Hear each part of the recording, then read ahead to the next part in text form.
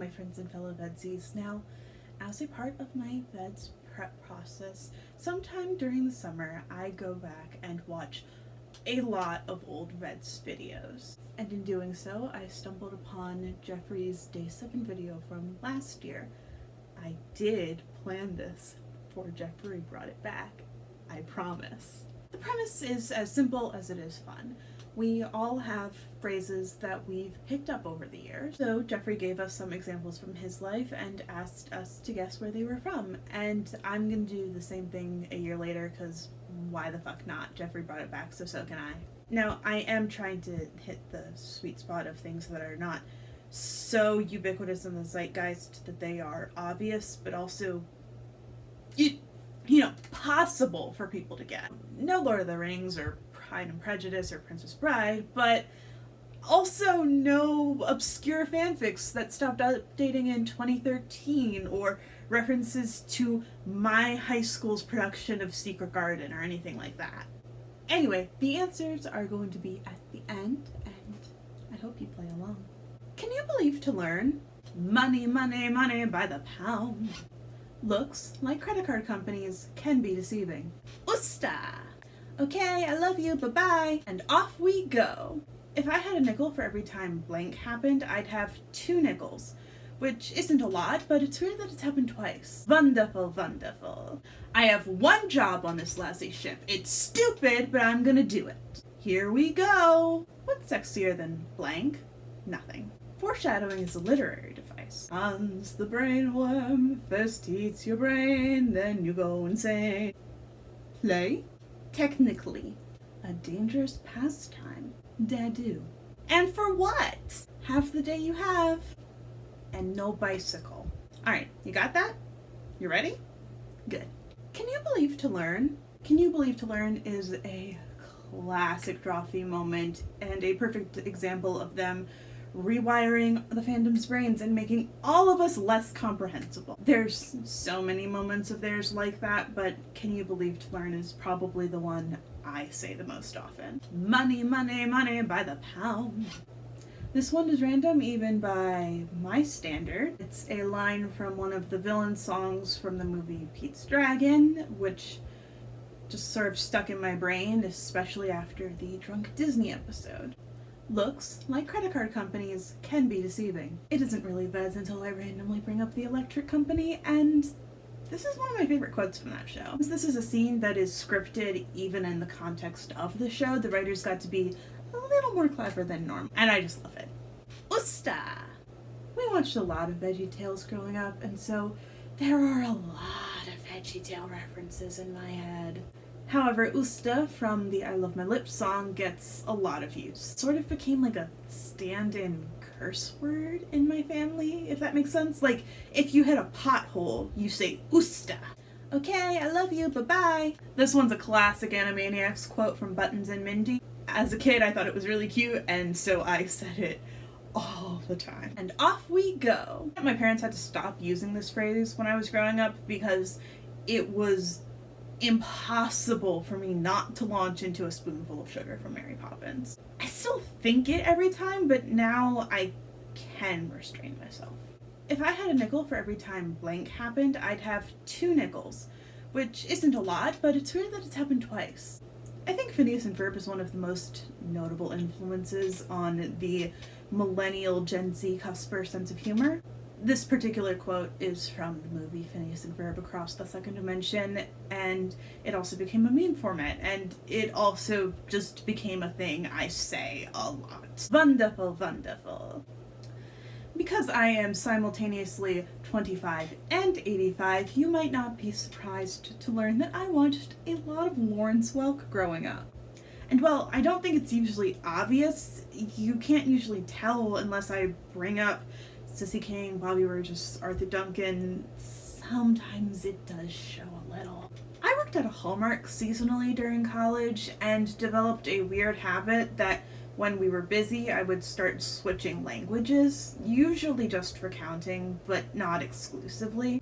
So sometimes I just bust out in the wonderful wonderfuls, and because this was Hallmark and our clientele geared older and more nostalgic, they found that pretty endearing. Funny how those things work out.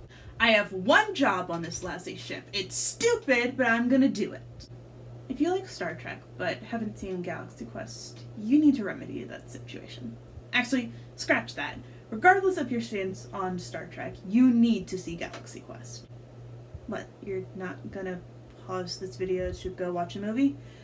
Okay, fine, I'll explain the context. Sigourney Weaver plays an actress whose character on a classic sci-fi show was classic sexy lamb. Her job was to repeat what the computer says and look hot. So when the cast is forced to go method on a very real spaceship with very real aliens, she is stuck doing the most useless and unhelpful thing possible, which results in this outburst. It's iconic, truly, and as someone who has a habit of repeating the GPS, I can relate. Here we go! Disney's Peter Pan is one of those movies I don't really remember seeing for the first time. It feels like it was just engraved into my soul from the beginning. And while I wish my soul had picked a less problematic movie, it's undeniably iconic. Peter Pan saying "here we go" in particular has stuck with me because of that one Disney DVD feature. My brother informs me it's called Movies Magic More, that played at the beginning of most movies I watched growing up and has just burnt itself into my brain. What's sexier than blank?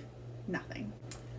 This is possibly one of the most obscure references on the list, given that it is a fucking tweet. At one point during Campaign 2 of Critical Role, Liam O'Brien tweeted, "What's sexier than wizards? Nothing." Completely altering mine and many other people's brain chemistry. I don't even just use it for wizards, though I definitely also use it for wizards. Anything that I deem sexy, which is well and truly arbitrary because I'm asexual, can get labeled with "what's sexier than blank? Nothing." Foreshadowing is a literary device. In a Harry Potter musical, after having Snape set up some obvious foreshadowing by posing questions to the students, he then asks what foreshadowing is, pointing out exactly what happened and poking fun at just how often this method was used to set things up in the books. Hermione answers, of course, beginning with foreshadowing as a literary device. One of my friends uses this as a shorthand to point out obvious foreshadowing, and I picked the habit up from her. Hans the brainworm first eats your brain, then you go insane. Listen, Sci-Fi Space Off doesn't have a lot of quotable moments, but most of them are from season 10. Because that's when Robert's there. He's saying crazy shit and he's prompting other people to say crazy shit. I wish I could provide more context, but there really isn't any. A bizarre man said bizarre things and I'll never forget them. Play? My brother really liked Over the Hedge growing up. Like, he had a little toy wagon that he filled with little toy foods, and then he had a little piece of tarp to go over it. He loved that movie. In hindsight, it's really not a surprise that something from that movie entered the family lexicon, and a single word said repeatedly in a memorable voice is something that can be referenced time and time again. Technically. At the beginning of Campaign 2 of Critical Role, Jester used the word technically a lot. And I used my Jester impression in an acting class, so that became one of the words I used to get the voice, to find it. Which meant I said it all the fucking time. A dangerous pastime. This is a reference to Beauty and the Beast, specifically Gaston reprise. It's that moment that goes, "The fool I'm afraid I've been thinking, a dangerous pastime I know, but that crazy old coot is Belle's father, and his sanity's only so-so." Which on its own is fine, it's a good reference when you can sneak it in, but how often can you sneak it in? But the thing is, my dad is determined to make this reference whenever I say I've been thinking about something. And I appreciate that he is trying to reference my favorite film since childhood, but for some reason he can never get it right. The lyrics will never stick in his brain. He thinks it's a most dangerous thing, and just makes the joke funnier. Dad do. Another reference relating to my dad, actually. This comes from the Animaniacs episode Meatballs and Consequences, which might be my favorite of them all. It features Wacko dying in a Swedish meatball eating contest and Death from the Seventh Seal coming to collect his soul. Solution?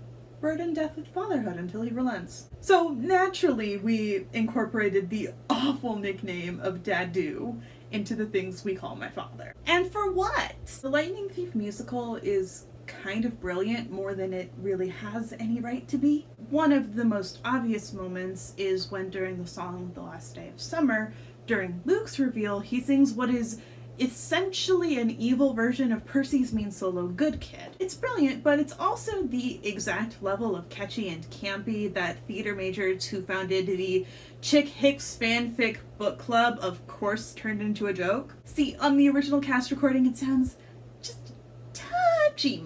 But my friends, we would dial up the emo accent quite a bit. All of the quotes and references, and for what, became the most frequent. Have the day you have.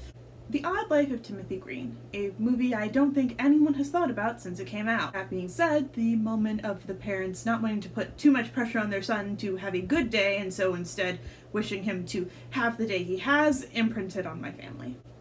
And no bicycle. My Blue Heaven is a movie I've never heard someone who wasn't related to me reference. It stars Steve Martin as a mafia guy who has been put in witness protection program. Rick Moranis is in charge of basically babysitting him in middle of nowhere suburbia, which is difficult as he causes a lot of problems for DA Joan Cusack. As you can imagine, there are a ton of quotable lines. However, the one I always come back to is at the end of this monologue towards the end of the film. Vinny has just unloaded this tragic backstory and adds "and no bicycle" at the very end.